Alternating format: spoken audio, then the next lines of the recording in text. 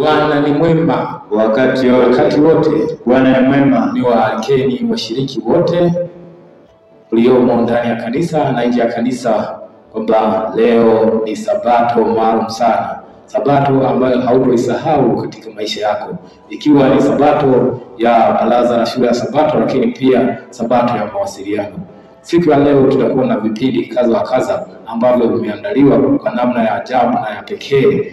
Tutakuwa na wimbo namba 161. Wimbo huu utasimamiwa na watu wa praise team. Wakati ukifika tutawaita wasimamie wimbo huu. Lakini pia tutakuwa na fungu la kukariri. Tutakuwa na somo la ukuziaji, bila kusahau taarifa na somo la utume. Washiriki kwa pamoja tukiwa na nyuso za tabasamu na furaha, tusimame kwa kuimba wimbo namba 161. Washiriki tusimame.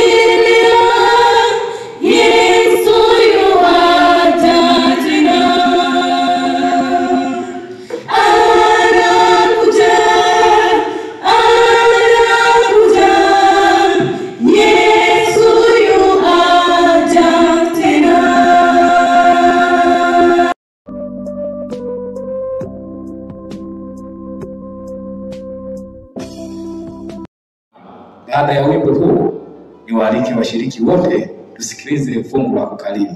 Karibu mwenye fungu la kukariri.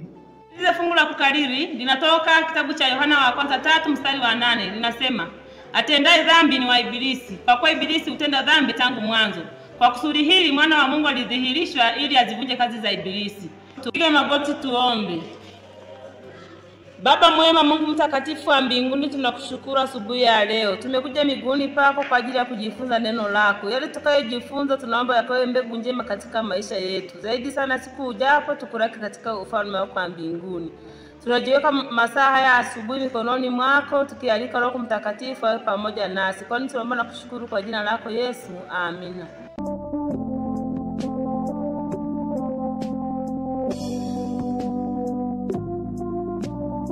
Iliyopita takwimu za shule ya Sabato zilichukuliwa, na siku ya leo utakwenda kufahamishwa takwimu hizo. Nikualike ewe mshiriki, kila mtu aliyepo mahali hapa akae kwa makini kumsikiliza mtu wa takwimu za shule ya Sabato. Karibu mtu wa takwimu za shule ya Sabato.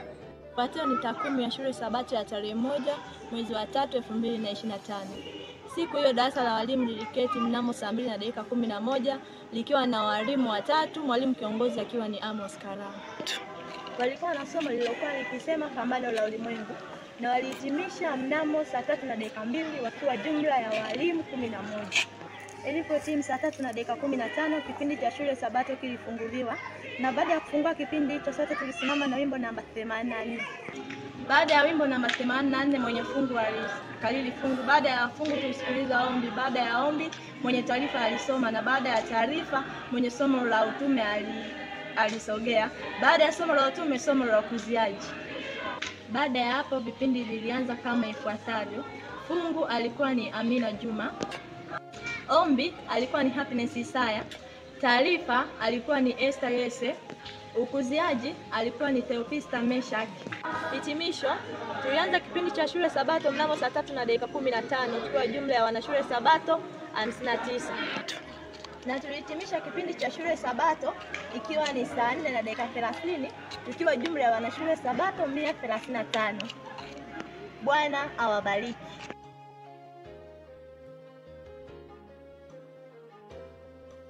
Sasa wakati huu ni wakati wa somo la ukuziaji. Washiriki wote na wageni wote mliotufikia siku ya leo, niwaalikeni kukaa kwa makini na kusikiliza somo la ukuziaji. Nikualike mwenye somo la ukuziaji, karibu sana. Watu wa Mungu wapo tayari kukusikiliza. Somo la ukuziaji kwa siku ya leo linasema vikosi vya shule ya Sabato na huduma katika jamii. Kisha mfalme atawaambia wale walioko mkono wake wa kuume, njoni kwangu ulisini ufalme mliowekewa tayari na tangu kuumbwa kwa ulimwengu. Nalikuwa na njaa mkanipatia chakula, nalikuwa kifungoni mkaja kuniona, nalikuwa mgonjwa mkanitia moyo. Mathayo 25 aya 31 hadi 40. Umuhimu wa vikosi vya shule ya Sabato katika jamii. Jambo la kwanza, kuwasaidia wahitaji walioko ndani ya kanisa na nje ya kanisa, kama vile kuwapatia chakula wahitaji.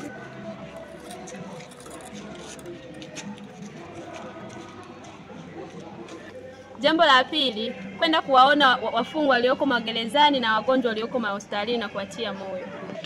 Jambo la tatu ni kuwakaribisha wageni walioko ndani ya kanisa na nje ya kanisa.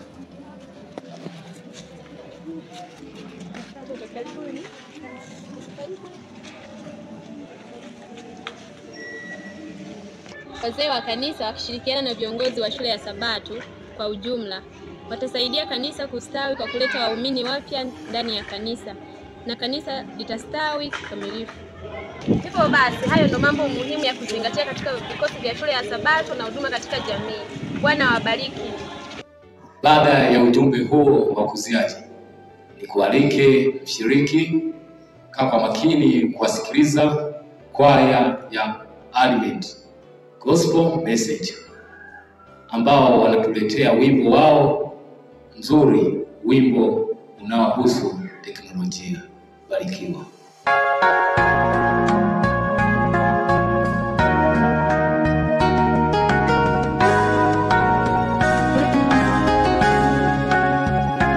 Muda umekwisha, Yesu anakuja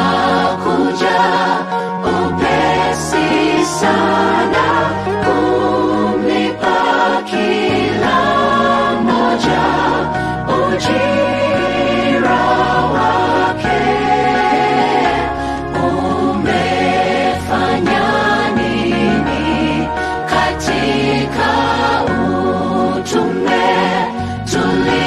Tuliopewa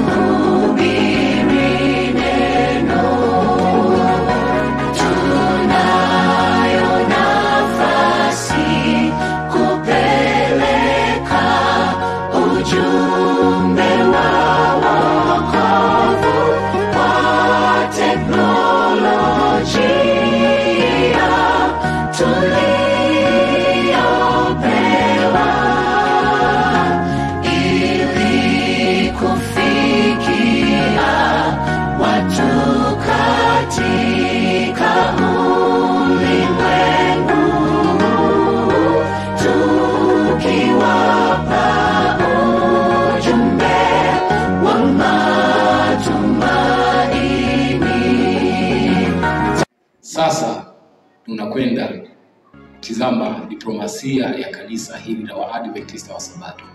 Diplomasia hii ambayo inaenea ulimwenguni kote katika nchi mbalimbali. Zipo diplomasia zilizopo Afrika, bara la Asia, bara la Amerika, na siku ya leo tutakuwa na diplomasia inayotoka katika nchi ya Korea Kusini. Tutakwenda kumtazama kijana ambaye ameipokea imani ya Waadventista wa Sabato kutoka katika matendo ya anasa.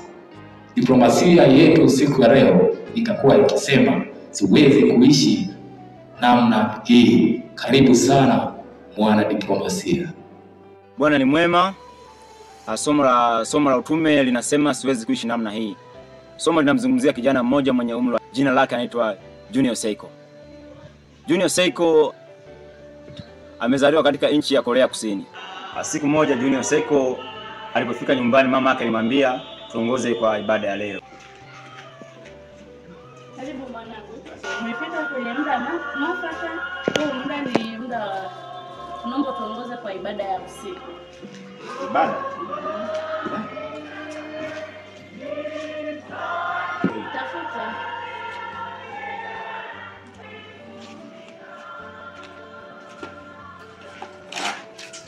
Ndio nini Biblia wewe?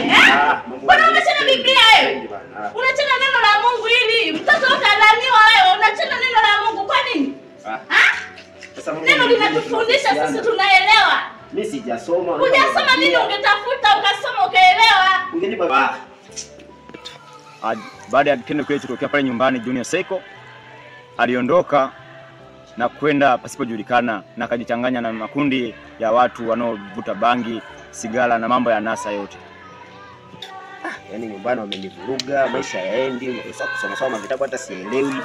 Aniende tuko kwa mwanangu kwa kiundo kafanya mambo yetu huko ya kiharakati, yani hapa sielewi. Mwanangu ni aje? Sana tukwema mwanangu. Haupo hapa. Maisha yanaendaje? Hivi maskani mnasema haya. Nikwambia nini mwanangu? Kule maskani leo amenicheza vibaya, mamaanza akatilingua. Nazingua nini tena mwanangu? Pale nyumbani hapa mavitabu siyaelewi, yani mavitabu yenyewe makubwa kinyama yani. Vitabu gani mwanangu? Babu mambo ya zamani au sasa mambo ya zamani? Shaka vitabu. Walaita sasa lete laita. Ngo hapa yani sielewi. Ila mna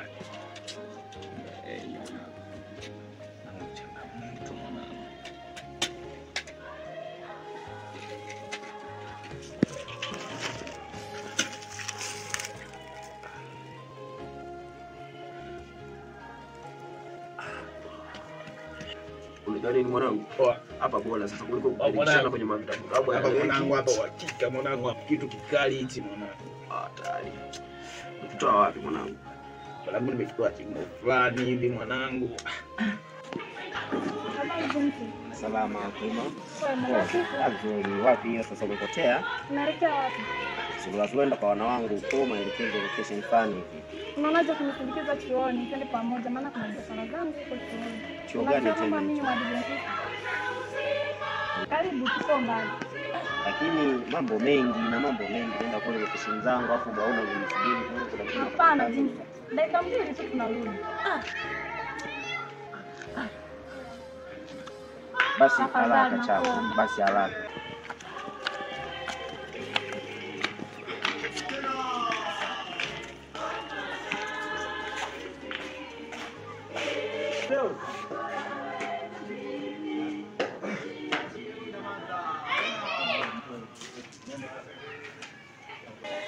Mbona haya maneno nishakuyaona na siku mama alinipa nisome, ndio tunazungumzia Mungu. Kwa maana jinsi Mungu alipenda ulimwengu akamtoa mwanae wa pekee. Nadhani mama nishakulipa nisome. Kitia anahusiana na nini?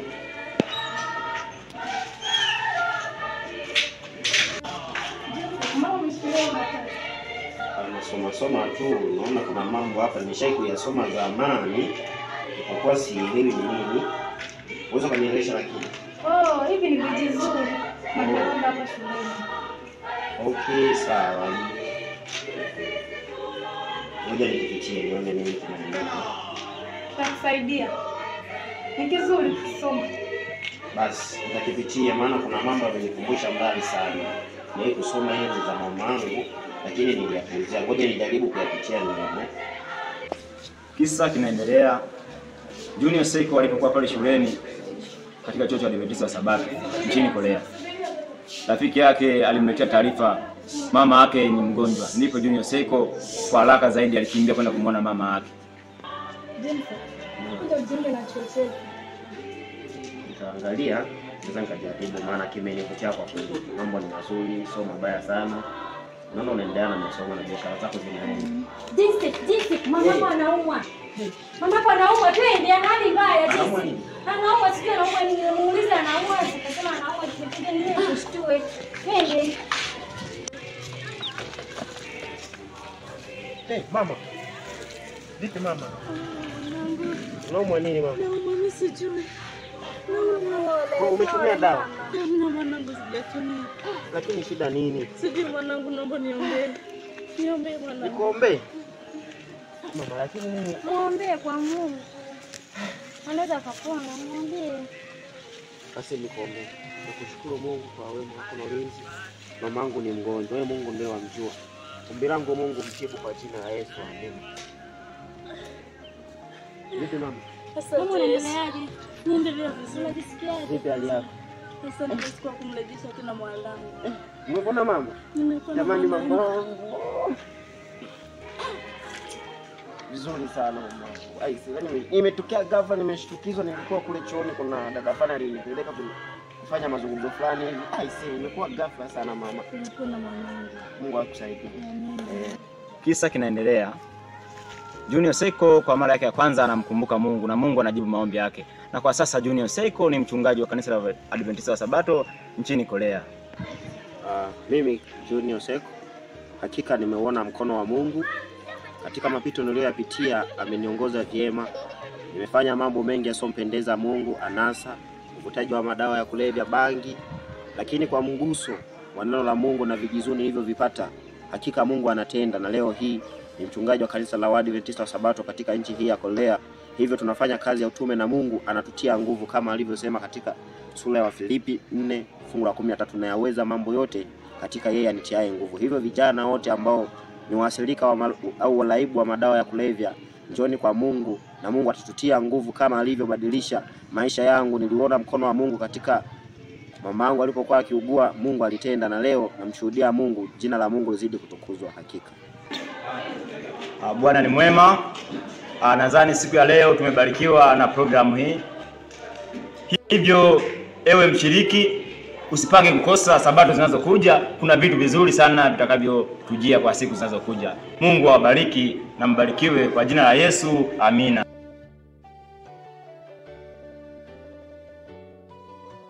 Baada ya vipindi hivi kupita, sasa ni wakati wa kumsikiliza mtu wa utaratibu wa siku ya leo. Karibu mtu wa utaratibu wa siku ya leo, utoe utaratibu wa siku ya leo na siku zijazo. Karibu sana. Bwana Yesu asifiwe.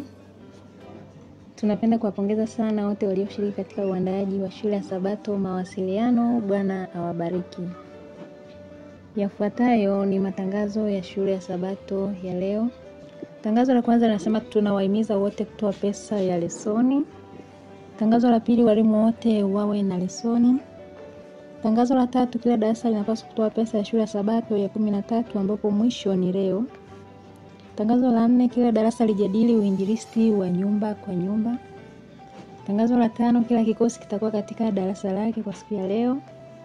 Tangazo la 6, watoto na vijana na ubatizo watakuwa eneo lao la kujifunzia. Tangazo la 7, Sabato ijayo darasa la walimu litasimamiwa na Amos Kalam. Tangazo la 8, wahudumu Sabato ijayo ni darasa la Fales Henrico. Na huo ndo mwisho wa matangazo ya siku ya leo. Mungu awabariki. Tuombe. Uhimidiwe mfalme wa amani, Mungu ishie mahali pa siri juu mbinguni. Tunasema ni asante kwa kuwa umekuwa mama nasi tangu tulipoanza vipindi hivi, na tunapoendelea na vipindi vingine tunakualika ukawe mama nasi, ukatuongoze. Wewe mwalimu wetu na kiongozi wetu, ni katika jina la Yesu. Amina. Napokea huo taratibu na ombi hilo. Sasa niwaalike wanakwaya wa kwaya ya kanisa, kwaya ya Chemichemi Karibuni kwa wimbo wenu mmoja, wakati tukitawanyika kufuata utaratibu uliotolewa.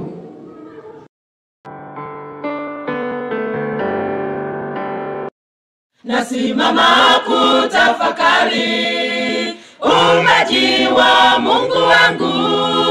Aliumba kwa siku 6, Bwana ya 7 alipumzika.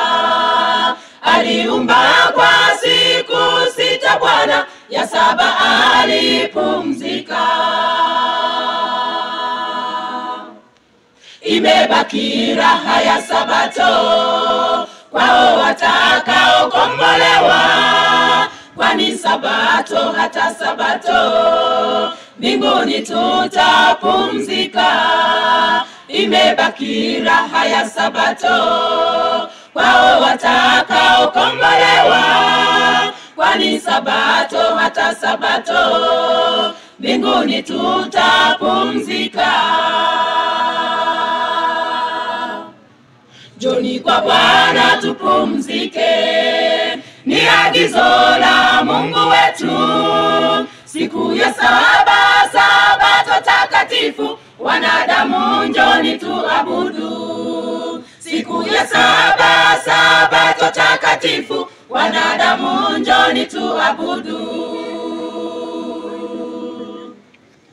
Imebaki raha ya Sabato kwao watakaokombolewa, kwani Sabato hata Sabato mbinguni tutapumzika. Imebaki raha ya Sabato kwao watakaokombolewa, kwani Sabato hata Sabato mbinguni tutapumzika. Imebaki raha ya Sabato kwao watakaokombolewa, kwani Sabato hata Sabato mbinguni tutapumzika.